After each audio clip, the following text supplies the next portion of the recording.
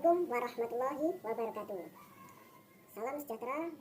Semoga sedulur-sedulurku semuanya dimudahkan rezekinya, dimudahkan segala urusannya. Amin amin Allahumma amin.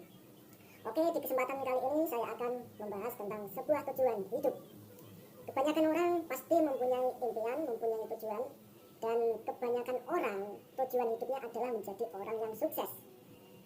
Nah, menjadi orang yang sukses terus dalam hidup kita ini pastinya sebuah impian yang agak tidak mungkin ya kalau kita ini tergolong orang yang menengah ke bawah atau orang yang tidak punya. Terkadang kan terlintas di pikiran kita ini, apa mungkin aku ini bisa menjadi orang yang sukses padahal aku ini orang yang tidak berpendidikan, padahal aku ini anaknya seorang petani, keluargaku orang yang tak punya. Apa mungkin saya bisa sukses?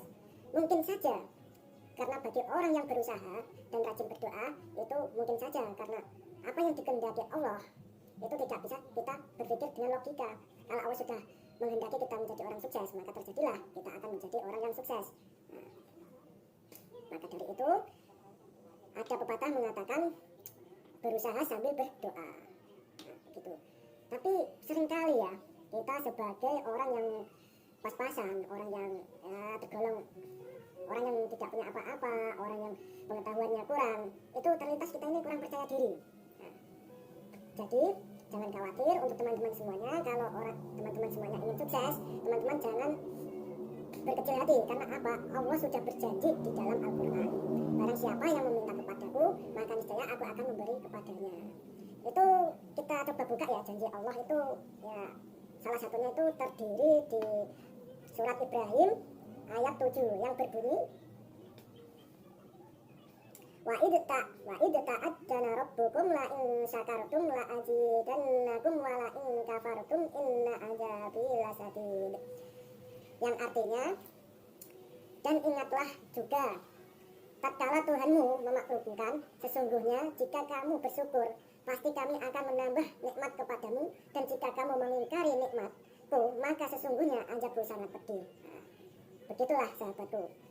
Maka dalam hidup kita ini kita dianjurkan selalu bersyukur kepada Allah agar Allah menambahkan nikmat kepada kita. Sebaliknya jika kita ini kurang bersyukur, kita sering mengeluh, nah, maka dari itu mungkin kesulitan kita akan semakin bertambah, karena Allah itu membenci orang-orang yang sering mengeluh, orang-orang yang tidak bersyukur. Begitu. Dan ini ada lagi nih firman Allah yang terkandung dalam Al-Quran. Ini ada di surat Al-Baqarah ayat 152. Kita coba buka, kita baca lagi ya. Fadkuruni adzkurkum faskuruli wala takfurun.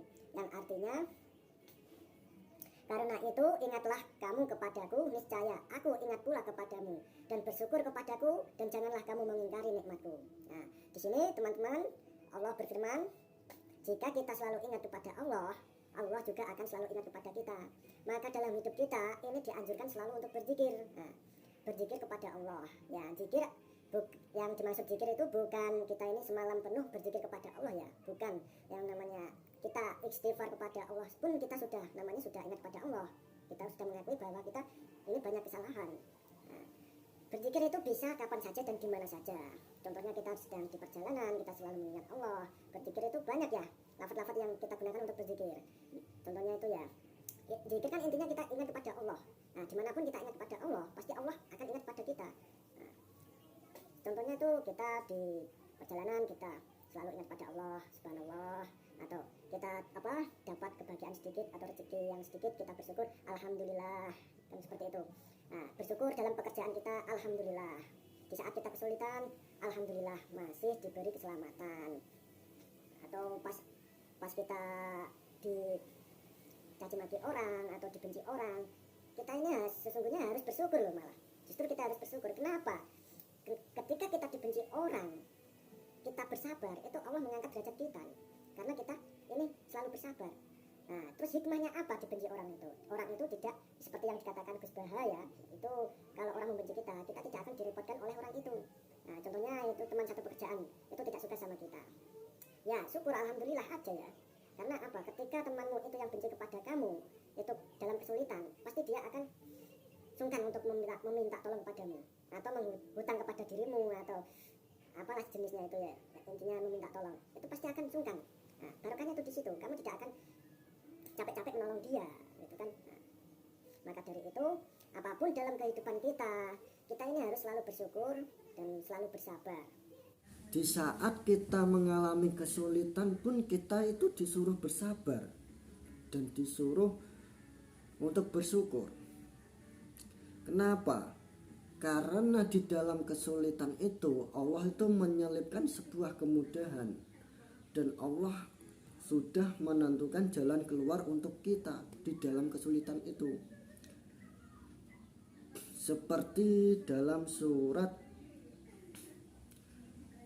Al-Nasr ayat 5, fa inna ma'al usri yusra, yang artinya karena sesungguhnya sesudah kesulitan itu ada kemudahan.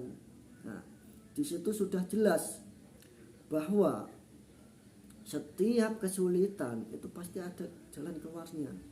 Dan surat itu pun di Al-Nasr itu sampai diulang lagi yang berbunyi seperti ini, inna ma'al usri yusra, sesungguhnya sesudah kesulitan itu ada kemudahan, sampai diulang 2 kali. Jadi apa? Allah berfirman sampai diulang 2 kali. Itu pasti benar-benar adanya. Apalagi sampai diulang 2 kali. Maka dari itu kita sebagai manusia hidup itu tidak luput dengan cobaan, kesulitan, atau rintangan. Itu pasti. Tapi di dalam rintangan itu, di dalam kesulitan itu, di dalam kecobaan itu, pasti ada kemudahan, pasti ada jalan keluar. Karena Allah sendiri yang berfirman, dan Allah sendirilah yang mengatur jalan keluar itu. Maka dari itu, pesan untuk teman-temanku semuanya, selalu bersabar ketika kita dalam kesulitan. Ketika kita belum menemukan jalan keluar, bersabar itulah jalan yang terbaik, sambil kita pikirkan apa jalan keluarnya. Ketika kita sudah bersabar, pasti nanti Allah akan menolong kita, pasti akan menurunkan jalan yang terbaik untuk kita untuk keluar dari masalah kita. Begitu teman-teman ya. Jadi pesan yang saya sampaikan kali ini intinya dalam hidup kita ini harus selalu bersyukur, bersabar, karena segala sesuatunya itu sudah diatur oleh Allah. Cukup sekian dari saya, semoga bermanfaat. Saya tidak bisa berkata-kata lebih lanjut lagi atau lebih panjang lagi. Mungkin kesempatan lain kali kita bisa membahas sesuatu yang lebih panjang lagi. Dan jika ada kesalahan saya mohon maaf, dan jika ada yang benar semoga bisa menjadi manfaat untuk kita semuanya.